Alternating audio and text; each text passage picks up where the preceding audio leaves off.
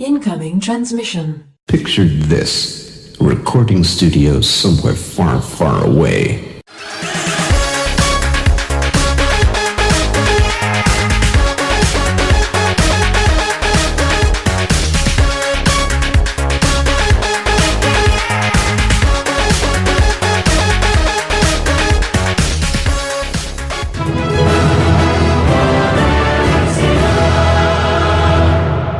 Welcome, Watchers of Illusion, to my Castle of Confusion on the 24th of April 2017, and I'm looking at a Mega Drive, or Genesis, game called Teenage Mutant Ninja Turtles, the Hyperstone Heist, which should be an interesting game to have a look at. So let's see, we've got all four turtles there: Leonardo, Michelangelo, Donatello and Raphael, which is always good. I've got all the four of them. I'm going to have a play around with the settings in a second, because I can.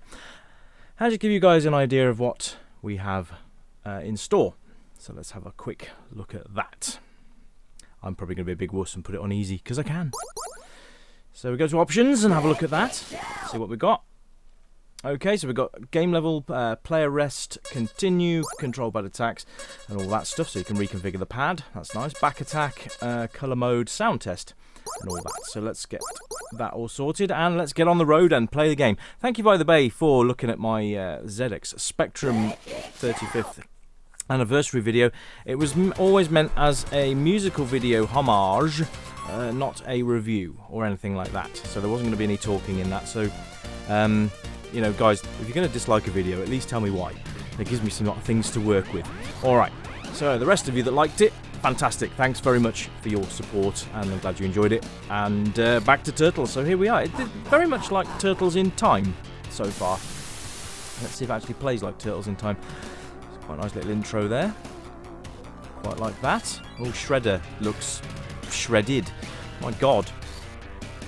He's just got a massive beefcake there. Hello, Shredder. You've been working out. So, yeah, I mean, look at him. Just the wonder of you, Shredder. The wonder of you. So, New York City, scene 1. Here we go. So, we're in the sewers, which is great. Okay, so we've got a run button, which is, kind of charges up to them, and then you can shoulder block them and stun them by the look of it.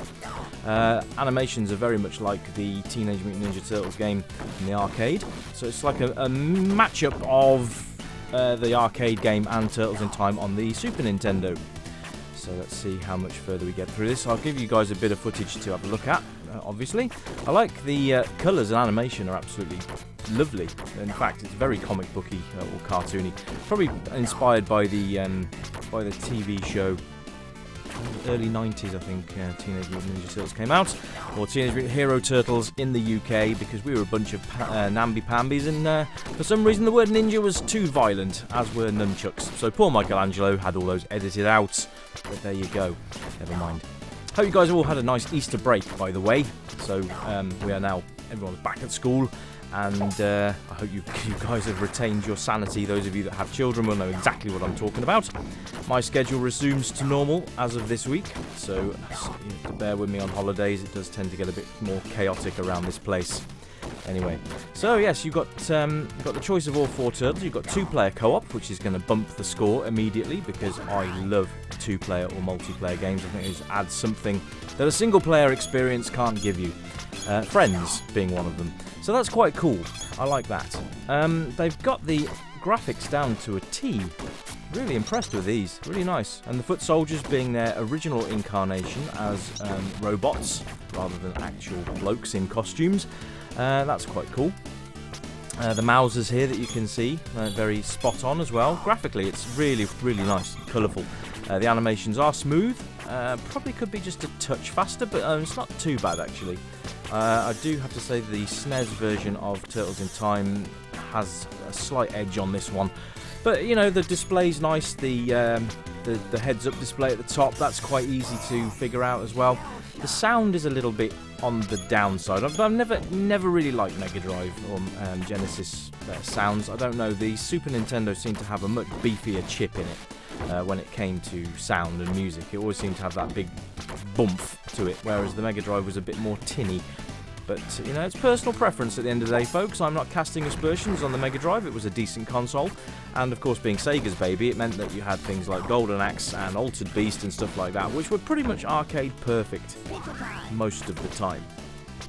I shall be looking at some Sega arcade games in the very near future.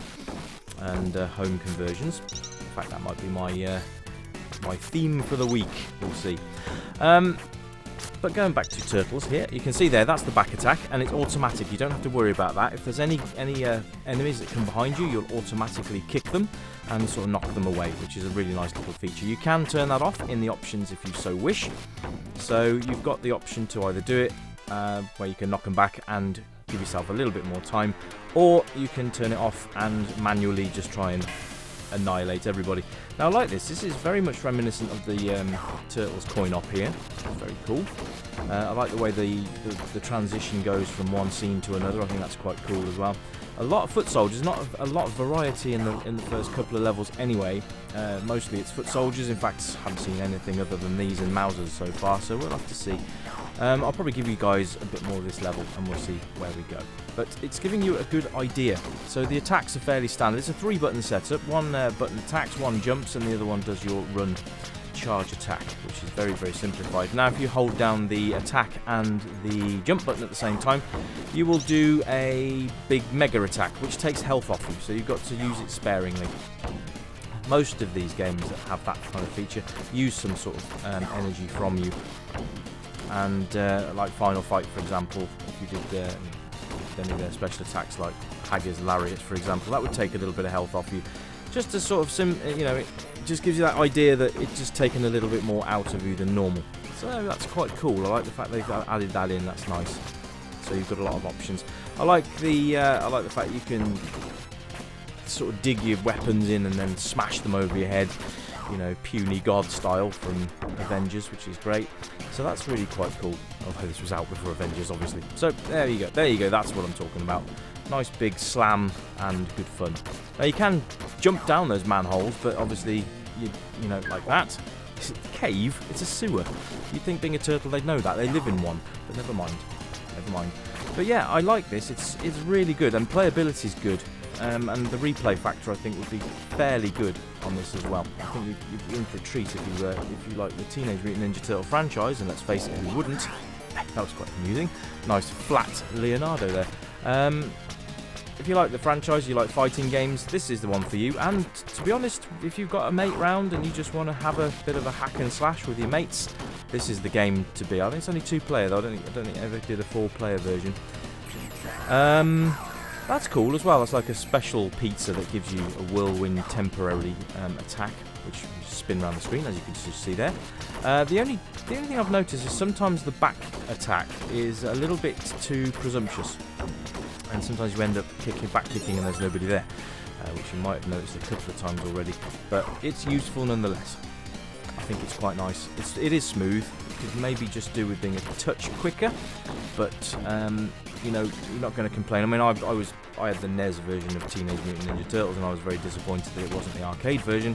So you're actually getting a pretty good deal with this game, because you're getting the arcade and you're also getting Turtles in Time in a sort of mashed up version, which is really, really cool. I like it. I like it a lot. And the fact you can choose from all 4 Turtles is great. So you've got a lot of pros and very little cons. It's very good. I'm not sure about how many levels this has got, but I would imagine it will keep you busy for quite a while. 2-player, I'm not sure if it will give you more enemies on the screen at once, but get out of the sewer, you fool. But yeah, it's worth a go, and if you've enjoyed the Teenage Mutant Ninja Turtles arcade game, this is probably the closest you're going to get on the old Mega Drive, and yeah, it's definitely worth a shot. I'm going to leave it there anyway, guys, so I'll give you a bit more of this sewer play here, and I will catch you on Wednesday for the next review. Have a good evening, and I shall bid you farewell. And hello, by the way, to all new subscribers. It's great to have you along. Hope you enjoy the content. So anyway, take care of each other. Bye for now!